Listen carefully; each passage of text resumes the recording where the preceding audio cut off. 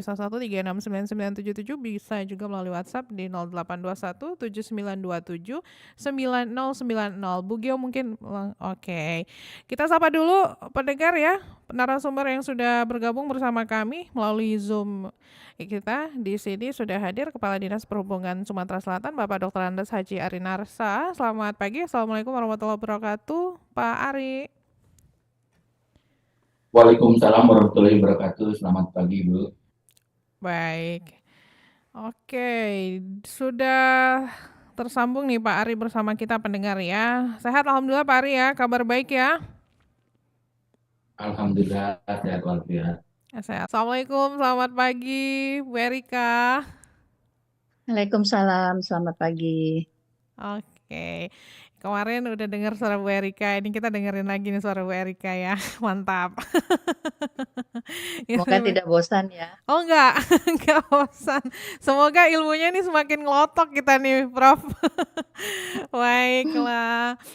Di mana nih Prof? Lagi, kalau background sih lagi di pantai ya. Lagi cari angin Lagi cari backgroundnya. angin. Oke, baik. Nah, perbincangan kita nih, mohon izin nih Bapak Ibu ya, Pak Ari dan juga Bu Erika, ini mengenai peringatan Hari Perhubungan Darat Nasional. Mungkin juga nanti pendengar bisa bergabung bersama kita di sini ya untuk sesi tanya jawab, dan juga mungkin ada beberapa pendengar tadi yang sudah menyampaikan opininya ya atau pendapatnya yang berkaitan dengan Hari Perhubungan Darat Nasional. Jadi kalau misalnya Perhubungan Darat Nasional ya pasti yang disoroti oleh pendengar tidak hanya transportasinya saja, mungkin jalan juga menjadi sorotan bagi pendengar kita di sini ya.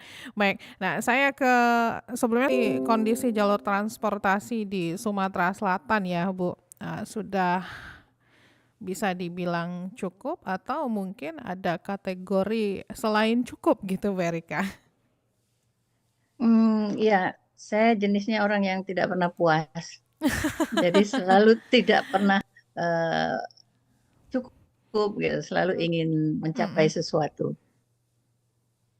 Ya, kalau misalnya Jadi kalau kita ya sendiri ya mengenai memang Bu Erika memang tipenya yang belum puas ya. Memang kalau misalkan untuk sesuatu yang lebih baik tuh harus gitu kayaknya ya Bu Erika ya.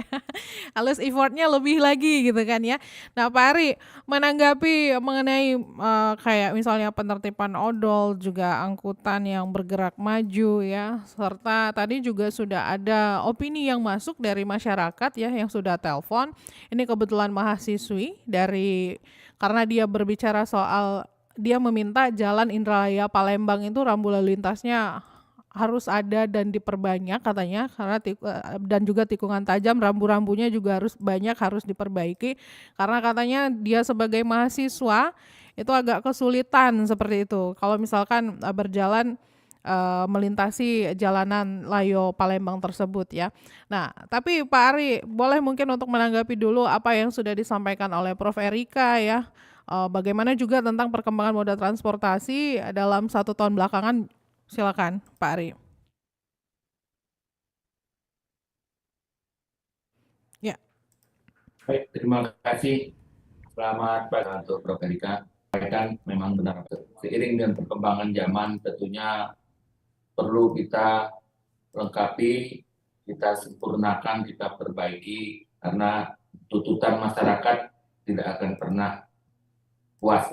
Jadi dengan segala keterbatasan kita akan berusaha untuk memperbaiki dan melengkapi tata kelola.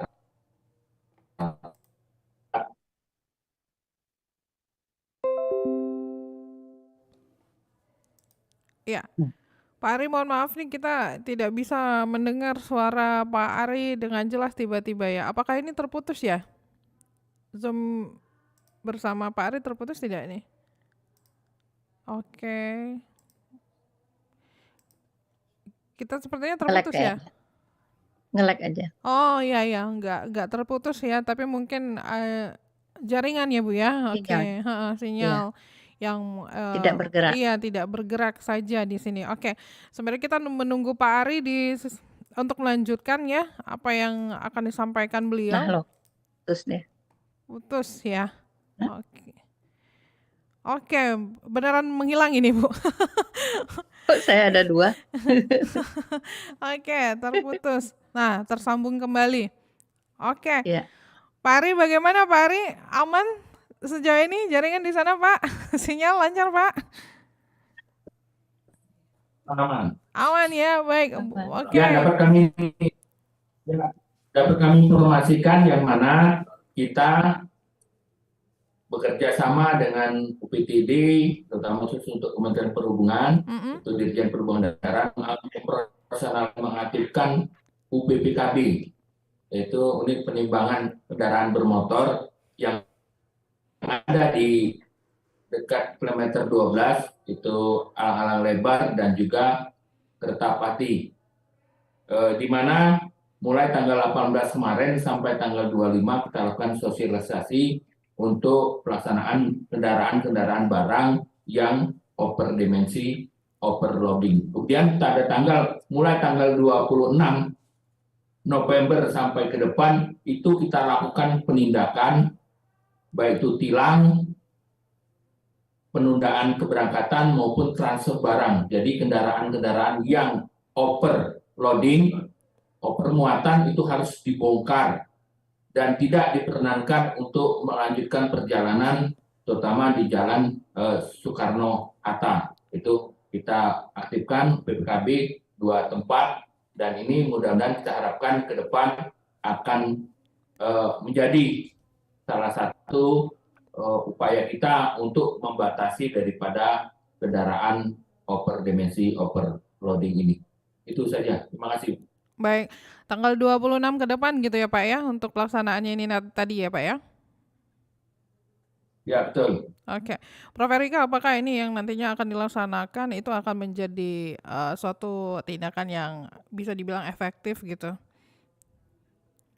Ya, saya kalau bilang tadi tidak puas dengan performance odol ini, saya Iya. tidak menyalahkan perhubungan. Iya, Usaha perhubungan itu sudah sangat-sangat maksimal. betul. Ada ditangkap, ada dibongkar, ada yang dipotong baknya, pokoknya banyak sekali dan sudah sangat-sangat maksimal. Tapi ini saja tidak cukup. Perhubungan saja tidak cukup. Ada institusi Polri, ya, di mana Satlantas di situ yang berperan juga, ya. Kemudian ada institusi pengusaha. Nah, ini kami dari waktu itu ketika saya jadi Ketua Masyarakat Transportasi Indonesia wilayah Sumsel, saya undang. Tidak pernah ada pengusaha yang mau datang. Kita mau undang bicara secara teknis, secara apa ya. Pernah juga saya diundang jadi pembicara ketika di kepolisian di Polda, ya. Tapi saya sampaikan di situ ternyata tidak juga mempengaruhi. Artinya apa? Ada 2 hal yang berbeda visinya tadi. Menurut sementara orang, kalau kendaraan odol itu dibiarkan, ekonomi akan tumbuh. Kalau kendaraan odol itu dilarang total, seperti yang akan dilakukan oleh Pak Ari Narsa, ditentang oleh pengusaha karena akan menjadi ekonomi tinggi. Nah, inilah penilaian ekonomi menurut pengusaha ini berbeda dengan menurut pakar. Ya kan? Bedanya di mana? Mereka membagi berat ya, itu dengan apa harga transportasi. Padahal harga transportasi yang mereka buat, biaya logistik yang mereka buat, dan yang kita punyai di Indonesia ini sangat mahal. Kenapa sangat mahal? Mereka sering terbalik, ya, sering patah as, ya, sering banyak sekali bencana, apalagi soal bahan, soal apa, itu sering sekali banyak bencana dari pengusaha itu sendiri, dan itu dimasukkan ke harga ekonomi tadi. Padahal itu resiko yang dilakukannya. Nah, sekarang kita punya aturan seperti itu. Kalau dia patuhi berat maksimal, ya, artinya negara ini mampu seperti itu. Perkerasannya yang akan memikul beban itu hanya mampu dengan berat maksimal 10 ton. Ya kan? Tekanan gandarnya itu 10 ton. Nah, yang kita lewati 40 ton. Nggak masalah mau yang lebih 40 ton, tapi perkerasannya diganti seperti jalan tol semua. Tol yang sangat tahan. Nah, Inilah terjadi dua visi yang berbeda. Padahal apa yang terjadi kalau dia terbalik? Yang rugi bukan hanya mereka saja, pengusaha itu, masyarakat. Masyarakat rugi. Kenapa rugi? Dengan sekian banyak antrean tadi, berapa bensin yang dihabiskan masing-masing orang?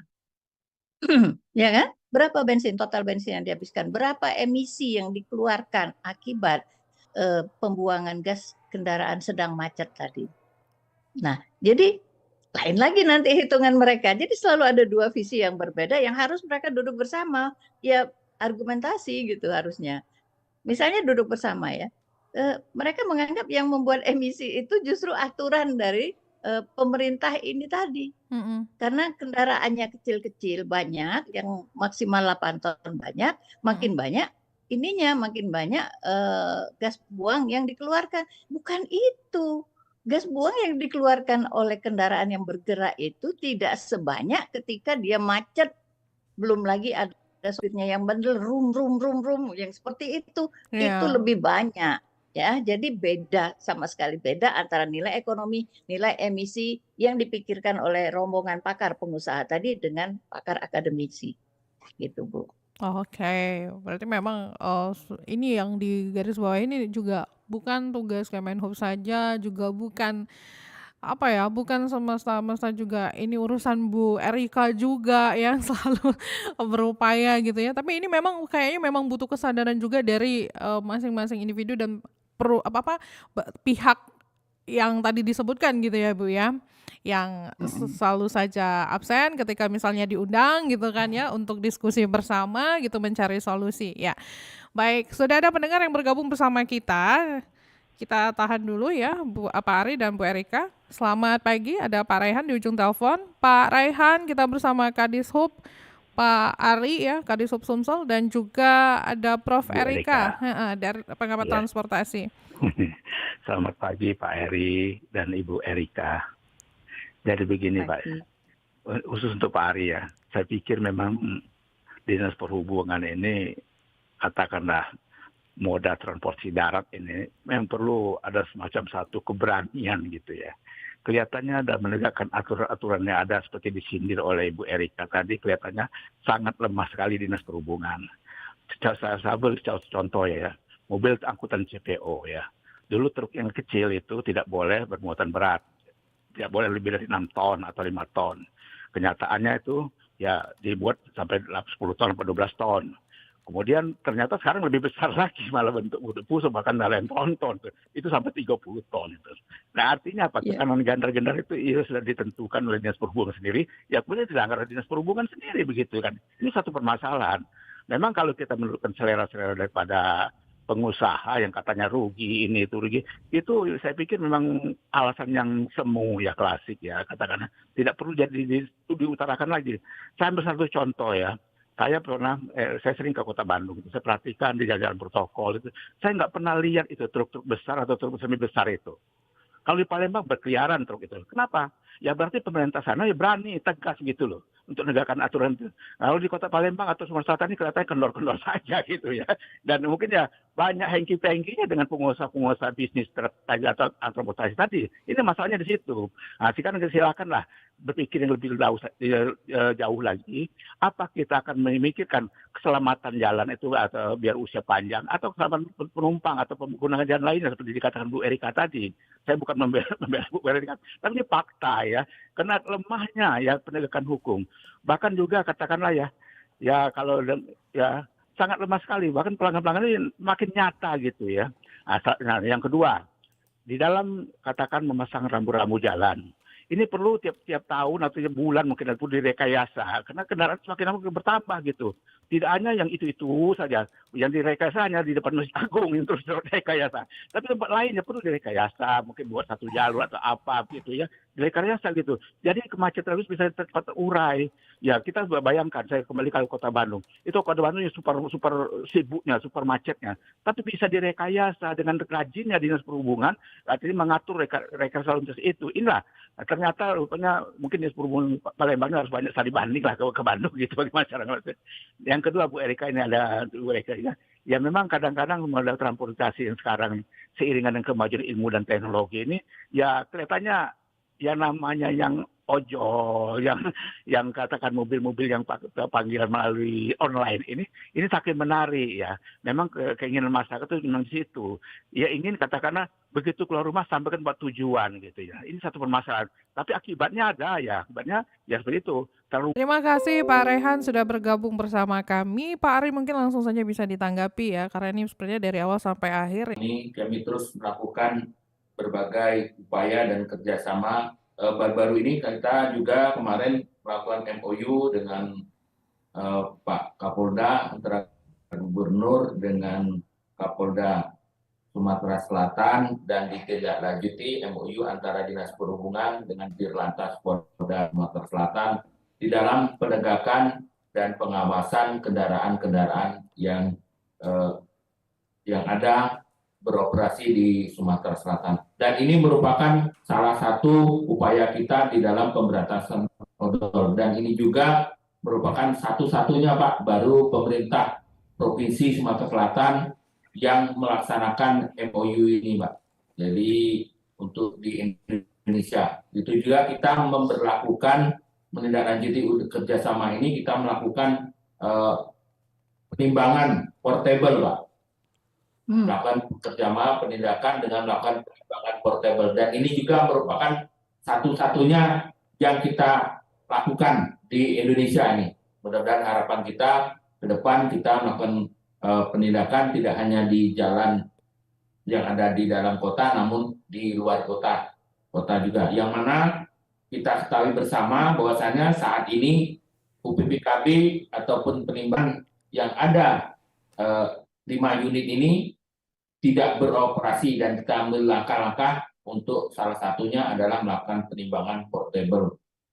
Kemudian juga untuk truk muatan masuk kota, itu ke depan kita juga sudah mendiskusikan, mewacanakan bahwasannya kita memang harus ada terminal barang Mbak. Jadi ke depan tidak ada lagi truk-truk ekspedisi yang melakukan masuk kota ataupun bongkar muat. Jadi mereka harus di luar kota, itu nanti ke depan juga truk tersebut untuk bongkar muat di luar kota, dan untuk distribusi ke dalam kota itu melakukan terkecil ataupun mobil-mobil kecil. Jadi ke depan tidak ada lagi kendaraan yang masuk kota. Kemudian juga untuk rekayasa lalu lintas, kita juga sudah mewacanakan Pak, ke depan juga Kota Palembang semakin ramai, semakin padat, dan juga perlu penataan arus lalu lintas ini. Ke depan juga kita akan lakukan, ya mungkin bisa jadi itu ganjil genap, satu arah, dan juga kita lakukan apa yang dicanangkan oleh Menteri Perhubungan kemarin, Gerakan Nasional Kembali ke Angkutan, yang mana kita harapkan masyarakat umum untuk menggunakan transportasi umum, itu baik LRT maupun Transmusi.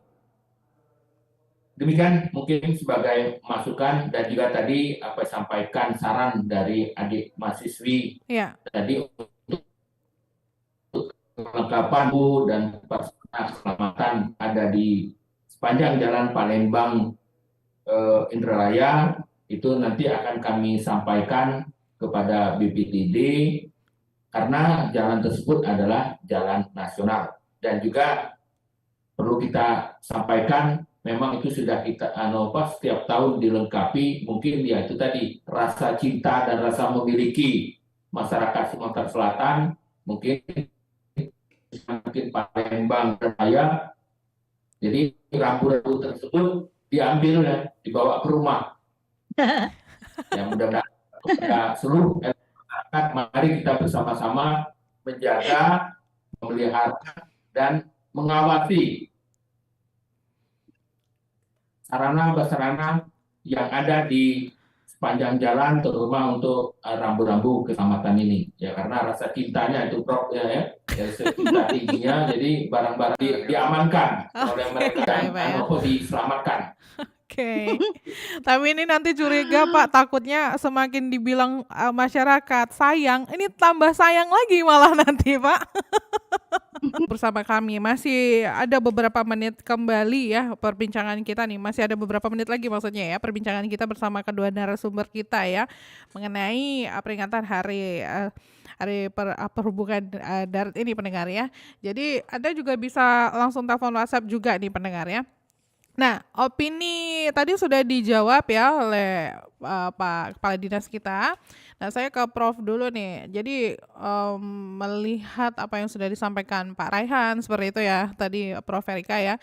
Terus juga apa yang sudah ditanggapi oleh Pak Kadis kita juga, Kepala Dinas kita juga ya. Nah, sebenarnya kita juga menginginkan ini kan bukan menjadi masalah itu ya Prof ya. Nah, ini untuk kita sendiri nih mungkin sebagai pengguna transportasinya gitu ya Prof ya.